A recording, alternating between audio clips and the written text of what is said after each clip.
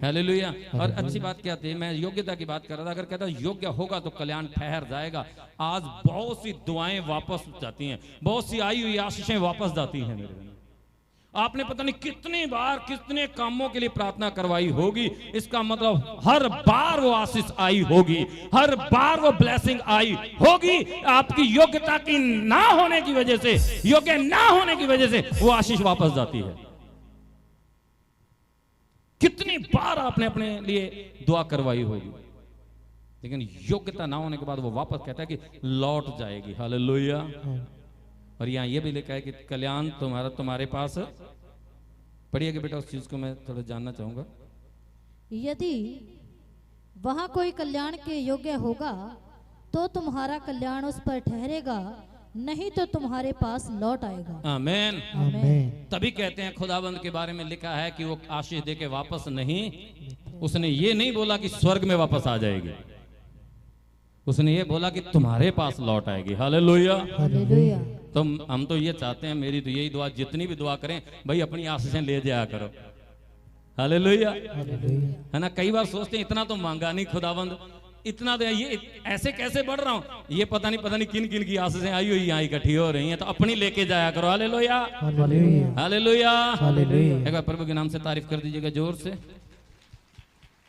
कभी भी कहते होते हैं ना, अगर बैंक की तैयारी, बैंक में अगर जॉब ले तो बीए चाहिए होता है, कभी भी 8वीं वाले को नहीं रखा जाता। उसी बैंक में काम कर रहा होता है, कहता भाई चपड़ासी लग जा तू, इतने वाले तो 8 वाले को तो चपड़ासी लगा। बोला मैं भी बैंक में हूँ पर चपड़ासी हूँ। बोला मैं भी बैंक में हूँ, मैं बैंक मैनेजर हूँ। हालेलुया। स्वर्ग में जरूर होंगे बहनों भी हो, उसी स्वर्ग में, उसी भवन में आप हैं, उसी भवन में हम हैं, उसी भवन में आप सब बहन भाई हैं। लेकिन कोई बहुत आशीषें ले जाता है, कोई बहुत कम लेता है। क्यों? क्योंकि वो योग्य ना होने की वजह से कम आशीष लेता है। कोई बहुत बड़ी बड़ी बरकतें ले जाता है। आज आपको सबसे बड़ी बरकत को लेना है। सब बोले आमीन। आमीन। अपनी योग्यता को, अपनी प्रार्थना को बढ़ाएं, अपनी पवित्रता को बढ़ाएं, अपनी आत्मिकता को बढ़ाएं, अपनी वफादारी को बढ़ाएं, अपने दान दशवांश को कंटिन्यू करते रहें। मैं सच कह रहा हूं, ये योग्यता है। दीनता, नम्रता, इन चीजों को अपनी जिंदगी का गहना बना के रखें। हालेलुया।